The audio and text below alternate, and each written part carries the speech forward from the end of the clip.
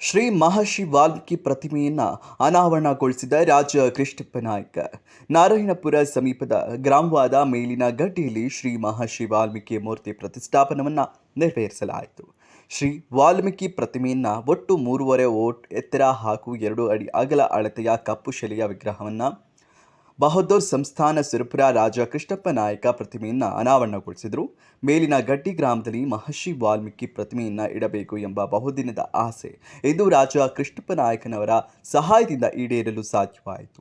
ಈ ಮೂರ್ತಿ 55,000 ರೂಪಾಯಿ ಖರ್ಚು ಒಪ್ಪಿಕೊಂಡು ಮೇಲಿನ ಗಡ್ಡಿ ವಾಲ್ಮೀಕಿ ಸಮಾಜದವರಿಗೆ ಒಂದು ಉಡುಗೊರೆ ರೂಪದಲ್ಲಿ ಮಹರ್ಷಿ ವಾಲ್ಮೀಕಿ ಪ್ರತಿಮೆಯನ್ನು ಕೊಟ್ಟಿರುವುದು ಸಂತಸ ತರುವ ವಿಷಯವಾಗಿದೆ.